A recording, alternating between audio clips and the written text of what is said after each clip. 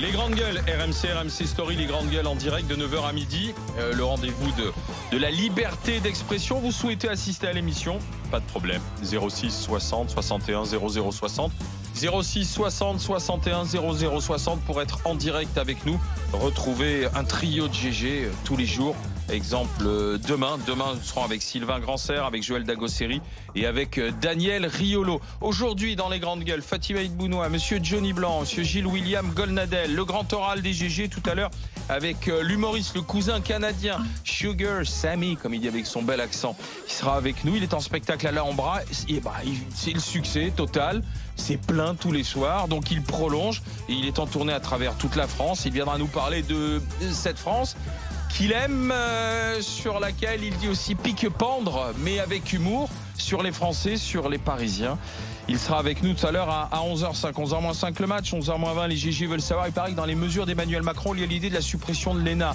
Est-ce que c'est une bonne idée? On en parlera. La question grande gueule, ce sera tout à l'heure à 10h. Les annonces d'Emmanuel Macron, justement une espèce d'inventaire à la Prévert. On a l'impression que c'est beaucoup de débats pour de petites mesures. En attendant, voici le monde de Macron.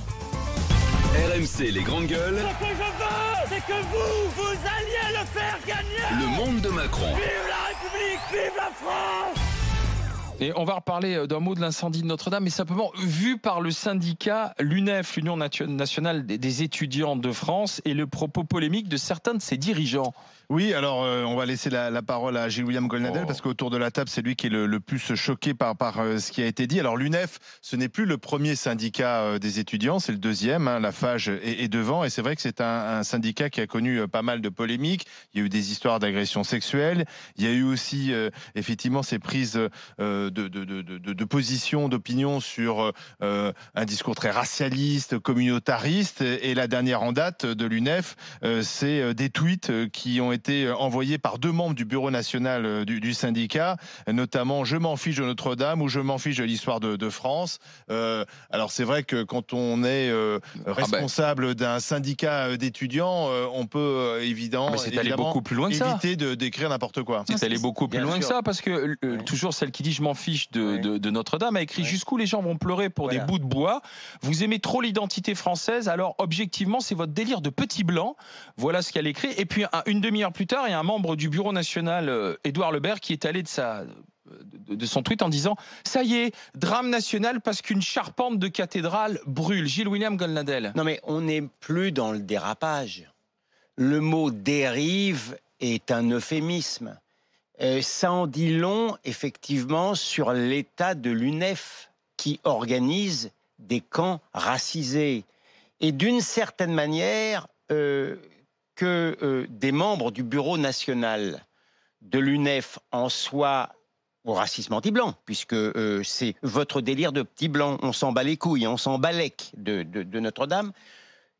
D'une certaine manière, ils sont cohérents dans leur aberration. Et moi, qui ai l'honneur de présider Avocats sans frontières, eh ben on a décidé, avec la même cohérence, de porter plainte en tous les cas contre cette dame-là, membre du bureau national, qui a été d'ailleurs... Afsa Askar. Oui, qui a été d'ailleurs très peu déjugée par l'UNEF. On pouvait quand même s'attendre. Ils se désolidarisent. Ils ont écrit un communiqué où ils se désolidarisaient non mais attends, excuse-moi. Mais excuse-moi. On n'est plus dans un devoir de se désolidariser.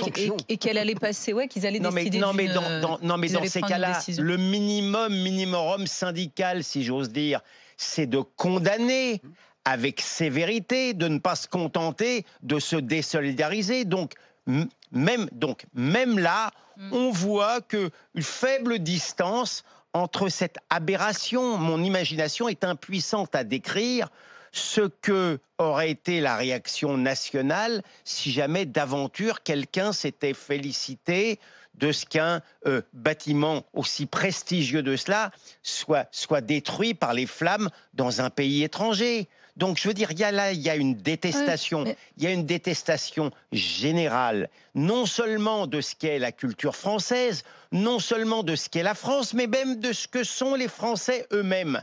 Le mot racisme, pour autant qu'il ait un sens, est parfaitement adapté à cette position scandaleuse ça vaut vraiment le et coup de porter misérable. plainte, Non mais alors là, je comprends, c'est de l'ordre du symbolique, c'est pour. Bien sûr. Non mais dans ce cas-là, il faut s'abstenir. Est-ce que le mépris finalement c'est pas le meilleur des moyens? Ça c'est une vraie question. Ça par contre c'est une vraie question. Moi dans un pays, de manière plus large, dans un pays où on s'abstiendrait de condamner, de s'indigner, d'aller en justice pour des propos, je serais le premier à me poser la question. Mais puisque je vis dans un pays où on s'indigne et où on traîne les gens en justice pour leurs propos, il manquerait plus que je ne le fasse pas dans cette affaire-là. L'individu, pas contre elle et Édouard Lebert ou contre... Non, mais c'est-à-dire que les responsables de l'UNEF n'ont pas condamné ces propos.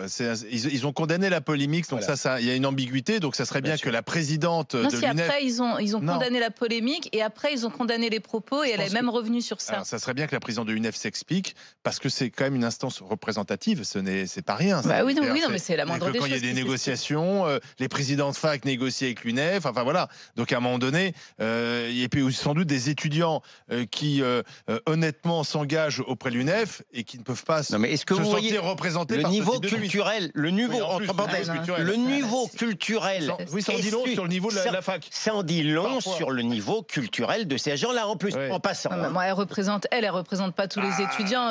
J'ose espérer, la majorité des étudiants.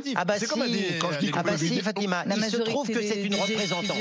Pour autant que les mots aient un sens, c'est une représentante. Quand je dis qu'on pourrait vider les facs pour la moitié à peu près, tu vois le niveau, c'est à peu près ça, quoi. Et moi, heureusement, tous les étudiants ne sont pas de ce niveau. Ce que je trouve dommage, c'est que, en fin de compte, tout perd son sens. C'est-à-dire que pour moi, les syndicats, quand je dis que les syndicats représentent plus rien, c'est parce que c'est plus du syndicalisme, c'est de la politique pure et dure. Donc, il y a un truc, si tu veux militer en politique, tu vas adhérer à un parti politique, mais un syndicat d'étudiants ou un syndicat de salariés, c'est fait pour défendre une cause. C'est pas fait pour faire de la politique. Et aujourd'hui, ce ne sont que des propos politiques. L'UNEF, ça a toujours été un peu ça. Mais c'est pas un syndicat, donc. Mais c'est pour ça que les corps intermédiaires, parce qu'on pleure sur la mort des corps intermédiaires, mais parce qu'effectivement, ces corps intermédiaires sont détournés de leur mission première. Je trouve logique qu'on puisse se poser des questions sur plein de sujets au lendemain de l'incendie de Notre-Dame, mais pas sur le fait de l'incendie lui-même, comme ils le font là. C'est-à-dire que ça va plus loin, parce qu'elle dit quand même aujourd'hui... ce sont vos délires de petits blancs. Oui. Fatima, sous-entendu, je n'ai rien à voir avec vos pleurs sur cette cathédrale qui ne représente rien pour moi. Alors que finalement, il arrive qu'on me dise que le racisme anti-blanc n'existe pas. Parce que là, c'est écrit noir sur blanc. C'est pas un exemple topique du racisme anti-blanc. Alors franchement, les mots me manquent. Après, tu vas le présenter comme ça? Enfin, ça sera ça, l'objet de la plainte. C'est ça, il faut bien. Non, mais elle est pas mal partie. C'est plutôt bien. Oui, je la sens bien. Je la sens bien. Je pense que tu tiens quelque chose. Mais effectivement, l'angle juridique qui me paraît le meilleur, c'est le racisme anti-blanc, puisqu'on m'explique que ce sont des délires de petits blancs que de pleurer devant justement le drame de Notre-Dame. Oui, et surtout, le truc, c'est que c'est tellement idiot. Oui, c'est tellement souvent faux. ça se construit bien le racisme sur l'Église. Les tweets, j'ai lu des très beaux tweets de mon entourage qui, pour le coup, est vraiment pas. Michelle Obama hier à Bercy devant 15 000 personnes. Laïla Kadour Boudadi qui présente le journal de France 2 qui a eu un tweet très sobre. Non mais voilà, on s'en doute bien, t'as pas besoin de. Mais tous ces beaux tweets qui étaient. Ce qui est dommage, même comme ce qui est dommage, c'est qu'on puisse après faire le raccourci et se dire qu'elle représente, voilà, les enfants. Elle devrait être virée de l'UNEF. Elle représente l'UNEF. Elle devrait être virée de l'UNEF. Mais l'UNEF devrait se virer. Quand tu organises des camps racisés, je pense que, pardon, mais je n'en suis plus à souhaiter la réorganisation de l'UNEF. Passons à autre chose. Dans le monde de Macron, on a depuis dimanche très important. Les 25 services d'urgence des hôpitaux de Paris qui sont en grève, parce que les syndicats dénoncent une dégradation des conditions de travail. Je lisais simplement sous cet article, il y a d'autres services d'hôpitaux en province, notamment aussi ailleurs, qui sont aussi en grève symbolique pour montrer combien aujourd'hui la situation des urgences est urgente. Là, on voit bien que c'est un vrai sujet, peut-être plus d'ailleurs que le devenir de l'UNEF. Ce sont les urgences saturées. parce que cette grève-là à Paris, comme la PHP a mis en place bien sûr un service minimum, une continuité des soins, forcément c'est des grèves qui se voient moins parce qu'on continue de soigner. Alors je pense que le temps d'attente doit être encore plus long parce que c'est aussi un des problèmes comme urgence, c'est le temps qu'on met à avoir un médecin tout simplement. On sait bien qu'il y a un problème, que le système explose, que tout le monde va aux urgences parce qu'il n'y a plus de médecins, parce que c'est gratuit. Enfin, on a fait ce débat 50 000 fois. Et comme le débat, comme ce n'est pas résolu, ben forcément ça explose. Et là, c'est une responsabilité quand on voit de l'État. Quand on voit la réponse de Macron qui dit d'accord, on ne fermera plus d'hôpitaux en province. Mais c'est pas ça le problème des urgences. C'est pas parce que tu fermeras pas un petit hôpital en province que ça va solutionner le problème des urgences. Les urgences sont devenues un dispensaire. Tant qu'on ne voudra pas prendre ça en considération, il n'y a rien qui changera. Fatima. Et surtout, parce que là tu dis les syndicats, même la Cour des comptes 2019 parle d'un système à bout de souffle. Et dit que les passages en urgence ont augmenté de 15% en 4 ans. On avait reçu ici même un journaliste qui avait fait une enquête qui expliquait comment c'était le cul-de-sac de tous les problèmes de la société. Avec la chef du service pédiatrique de Marseille. Elle était très bien déjà, elle était très claire, ses exemples étaient efficaces aussi. Donc il y a cette question-là et la question de la sécurité aussi. Parce que vous voyez l'hôpital Saint-Antoine qui était en grève il n'y a pas longtemps suite à une agression où les personnes avaient eu des jours avaient été agressées physiquement. On en est là aussi. Et ce qui est très triste, c'est que finalement, comme par professionnalisme, ils font tout pour que ça fonctionne malgré la grève. Je trouve que médiatiquement, on n'en parle pas assez. On en parle peu, mine de rien. Là, on va en parler rapidement dans le monde de Macron, mais moi, il faudrait des émissions spéciales sur ça. La santé, c'est le cœur de tout. Ça, on l'a fait 50 fois, Fatima. Oui, mais les débats. Il faut arrêter de débattre, il faut agir. La PHP, et donner la parole. C'est 3% par an en moyenne d'augmentation de passage aux urgences entre 2015 et 2018. C'est un temps d'attente moyen des patients non hospitalisés qui a augmenté de 21 minutes pour atteindre 3h18 dans les services adultes. C'est en fait à chaque fois des plans qui ne résout pas le problème. Il y a 25 services d'accueil, dont 8 services pédiatriques. La PHP, c'est Paris, région parisienne, et c'est 21 millions de passages enregistrés en 2016 des urgences. Ça a doublé en 20 ans. Une fois qu'il y a ces chiffres, il faut... Tu oublies dans ton panorama extrêmement optimiste les violences. Les violences. Mais ça fait partie, ça en fait partie des motifs de grève. Mais c'est très important, on sait quand même qu'une partie des raisons qui font que les urgences, ça devient vraiment catastrophique, c'est aussi le comportement de la médecine en général.